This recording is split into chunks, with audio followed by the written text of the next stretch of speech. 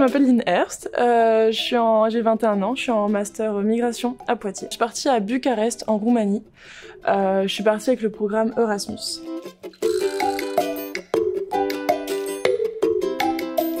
Comment as-tu préparé ton séjour en Roumanie? J'ai d'abord, en fait, dans le service qui avait accepté, le service de relations internationales, avait des fiches de tous les étudiants, tous les comptes rendus quand ils étaient partis dans le pays, quand ils étaient revenus. Alors ça a été ma première source d'information, de juste regarder les comptes rendus des anciens étudiants. Et ensuite beaucoup sur les réseaux, sur internet, et aussi contacter les anciens étudiants de l'université. Peux-tu nous raconter l'histoire de cette photo? Cette photo-là a été prise, donc c'était la première sortie que j'avais fait, c'était le groupe ESN, donc c'est une association qui s'occupe d'intégration et des soirées, des événements, des voyages, etc., des Erasmus.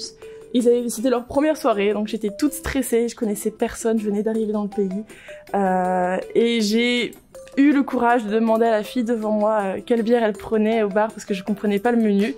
Et en fait, ça a été ma première interaction avec elle et c'est devenu ma meilleure amie en Erasmus depuis et je vais la voir dans son pays depuis que je suis repartie. Donc voilà, c'était vraiment le petit déclic, le premier coup de courage à avoir quand on se sent un peu seul, quand on se sent un peu perdu et qu'en fait ça a mené sur une histoire incroyable derrière.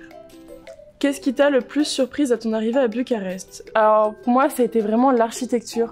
Donc c'était dingue parce qu'il y avait beaucoup de bâtiments haussmanniens, de magnifiques églises orthodoxes, mais en même temps beaucoup de choses qu'on appelle des comi-blocs. C'est quand Ceausescu a rasé la moitié de la ville pour construire des grands bâtiments communistes en béton. Et c'est vrai que ça a fait vraiment un paysage éclectique. Peux-tu nous partager une anecdote ou ton meilleur souvenir? Alors je pense que mon meilleur souvenir, ça a été le premier voyage qu'on a fait. Donc on a loué une voiture, on est parti à 5 sur 2 jours dans une montagne qui s'appelle Transfagarasan. Et c'est une montagne assez connue parce qu'on peut y voir des ours. Donc on roule sur la route et les ours sont sur le côté. Et petite anecdote, c'est que donc forcément on prend beaucoup de photos. Bon, j'avais baissé ma vitre pour pouvoir prendre des photos de l'ours qui était juste à côté. Et l'ours en fait, faut surtout pas défier un ours dans les yeux. Ce qu'on ne savait pas. Et donc on était à 5 à le regarder comme ça, et il a pris peur, il a voulu attaquer, en tout cas nous faire peur, et donc il a posé ses mains sur ma portière, sauf que j'arrivais plus à baisser la vitre. Et là c'était un peu la panique pendant 3 secondes entre moi qui essaye de monter ma vitre et ma copine qui essaye de redémarrer la voiture. Nous sommes curieux, quel objet souvenir as-tu rapporté de Roumanie? Alors l'objet c'est cette petite bague que j'ai achetée à un marché. Au pied du Bran Castle, donc qui est le château de Dracula. On a été pour Halloween. Et donc dans ce petit marché assez touristique, j'avais acheté cette bague et là-bas les Roumains sont très très chaleureux. Ils sont toujours très curieux de savoir quand t'es un touriste. Et là-bas il y a un alcool comme une eau de vie qu'ils font eux-mêmes, dont ils sont très très fiers, qui s'appelle la Palinka.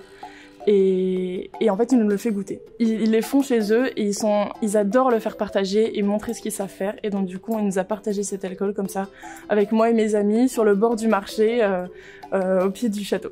Voilà, c'était un très bon souvenir jusqu'à débuter avec l'achat de cette petite bague.